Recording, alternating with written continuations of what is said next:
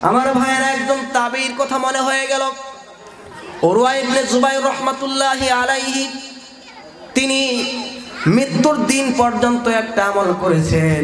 প্রত্যেক দিনে তিনি 15 পারা করে কোরআন খতম করতেন। সুবহানাল্লাহ। তেলাওয়াত মনে হয় কম হয়ে গেল নাকি? জোরে বলেন সুবহানাল্লাহ। তার একটা আমল ছিল, তিনি প্রত্যেক দিনে তেলাওয়াত করতেন 7.5 পারা। কত পারা? কথাগুলো মনোযোগ সহকারে শোনেন, তাহলে কথাগুলো বুঝতে পারবেন। দিনে তেলাওয়াত করতেন 7.5 পারা, আর রাতে নামাজের মধ্যে দাঁড়িয়ে তেলাওয়াত করতেন 7.5 পারা। তাহলে কত পারা হলো?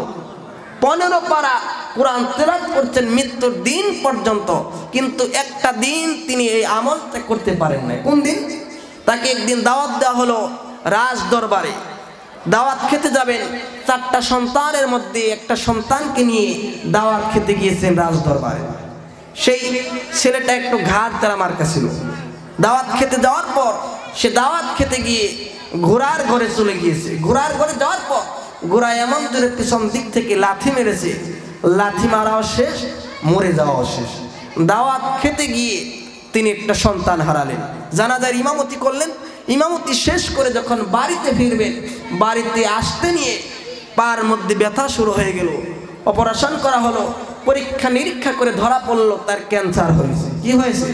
ক্যান্সার হয়েছে। ডাক্তার বলল, আপনার ক্যান্সার হয়েছে, আপনি যদি বাঁচতে চান আপনার পা একটা কেটে ফেলতে হবে, আর পা কাটতে হলে আপনাকে সামান্য পরিমাণ মদ পান করতে হবে।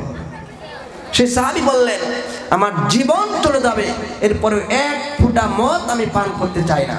তুমি আমাকে সেন্সলেস না করে আমার অপারেশন শুরু করো। তাকে সেন্সলেস না করে যখন অপারেশন শুরু করে দেওয়া হলো, পা যখন কাটা হচ্ছিল, এক পর্যায়ে সহ্য করতে না পেরে তিনি সেন্সলেস হয়ে জমিনে পড়ে রইলেন। সেই দিন তিনি কোরআন তিলাওয়াত করতে পারেন নাই।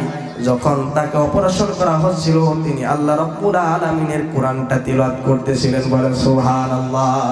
আর আমার দেশে অনেক মুসল্লি আছে, দেখবেন নামাজের ইমাম যদি তিলাওয়াত একটু লম্বা করে, মনে মনে বলে হুজুরের খেয়ে কোনো কাম নাই। আছে না? নাই?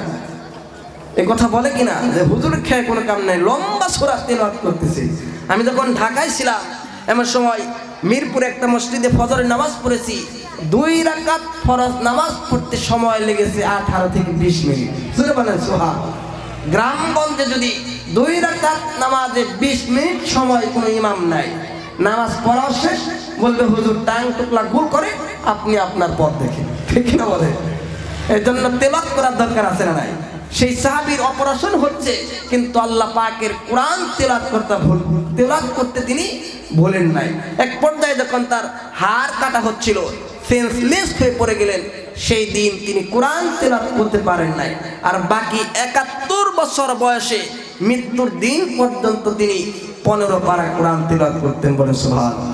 এই জন্য আমরা 15 পারা না পারি, 10 পারা না পারি, 5 পারা না পারি, অন্তত 1 পারা করে পড়ার দরকার আছে না নাই? আসতে বলবেন না, আছে না নাই? তেলাওয়াত করতে হবে।